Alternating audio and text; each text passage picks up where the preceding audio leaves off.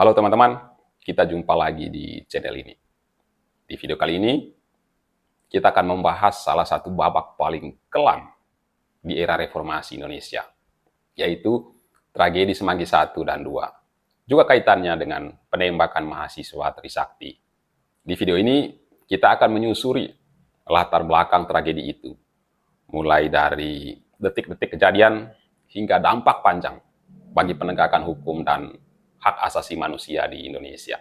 Seperti konten sebelumnya, di video ini, karena materinya cukup panjang, jadi kita buat menjadi dua bagian. Bagian pertamanya kita bahas sekarang, nanti bagian keduanya akan nyusul di video berikutnya. Tapi sebelum kita masuk ke ceritanya, nah bagi teman-teman yang baru mampir di channel ini, silakan like dan subscribe. Nyalakan notifikasinya agar tidak ketinggalan video-video saya selanjutnya. Dan bagi yang sudah subscribe, terima kasih banyak.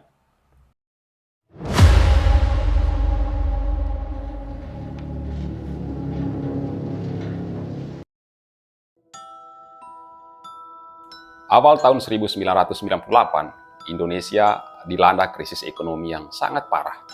Nilai tukar rupiah amblas, harga barang meroket, dan banyak orang yang kehilangan mata pencariannya, kehilangan pekerjaannya. Kondisi ini benar-benar menimbulkan kepanikan dan kekacauan di tengah masyarakat. Dan puncak dari semua itu adalah ketika mahasiswa dari berbagai kampus berkumpul. Mereka turun ke jalan dengan satu suara dan satu tujuan, yaitu menuntut reformasi secara total.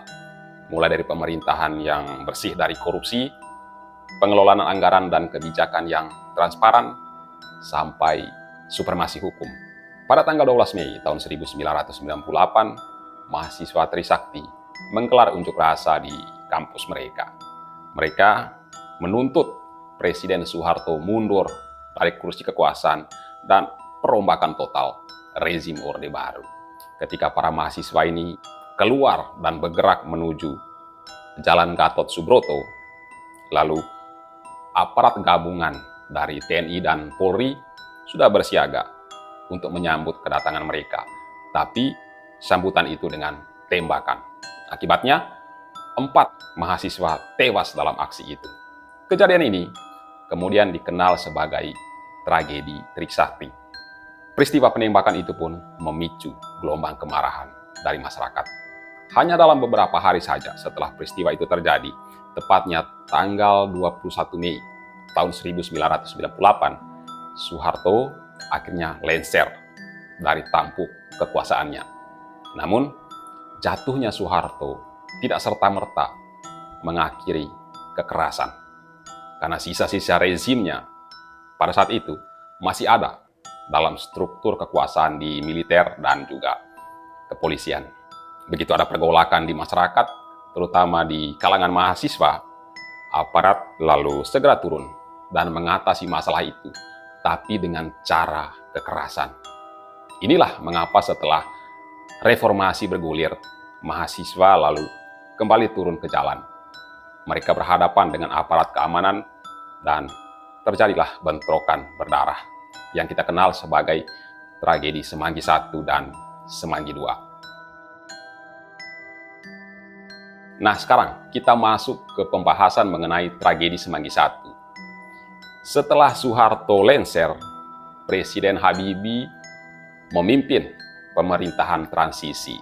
Di masa itu, banyak mahasiswa yang menuntut penegakan hukum atas peristiwa Trisakti, penyelesaian berbagai kasus pelanggaran HAM, juga rancangan undang-undang otonomi daerah yang adil. Para mahasiswa waktu itu khawatir bahwa rancangan undang-undang itu justru memperkuat kekuasaan pejabat daerah dan memberi ruang korupsi yang semakin besar. Untuk menyuarakan tuntutan itu, pada tanggal 13 November tahun 1998, sejumlah besar mahasiswa dari berbagai kampus, mulai dari UI, ITB, UGM, hingga Trisakti, mereka bergabung dalam satu masa aksi yang sangat besar. Mereka berkumpul di depan gedung DPR dan MPR.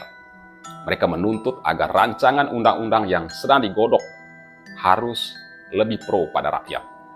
Selain itu, mereka juga menuntut penyelesaian berbagai persoalan HAM di masa itu. Dan dalam aksi itu, massa bergerak menuju Bundaran Semanggi dengan melintasi tol dalam kota, lalu mereka menutup akses ke gedung DPR. Di saat yang sama, aparat gabungan Brimob dan Kopassus sudah menunggu para demonstran di beberapa titik tol.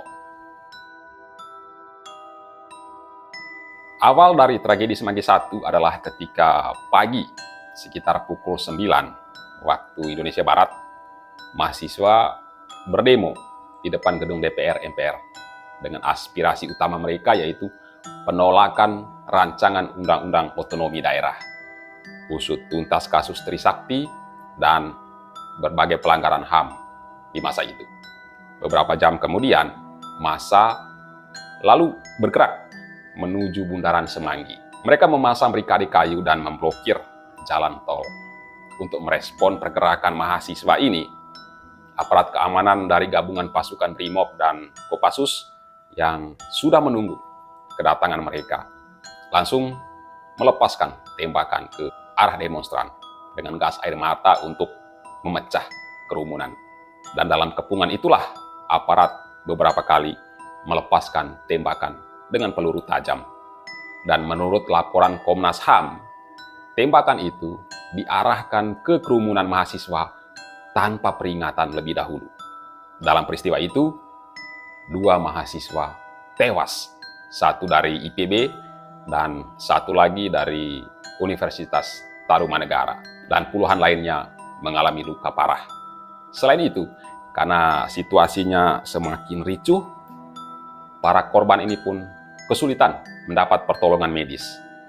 Komnas HAM lalu membentuk tim investigasi independen untuk menyelidiki kasus ini. Dan dari hasil penyelidikan mereka berkesimpulan bahwa aparat menggunakan kekuatan berlebihan dan menembak langsung ke arah massa demonstrasi.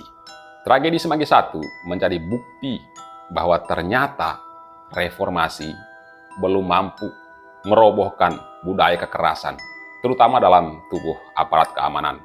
Mereka masih menggunakan cara-cara kekerasan ala Orde Baru dalam menghadapi situasi krisis di tengah masyarakat. Oke teman-teman, sekian dulu video kali ini. Jika kalian memiliki saran atau pendapat, silakan tulis di kolom komentar.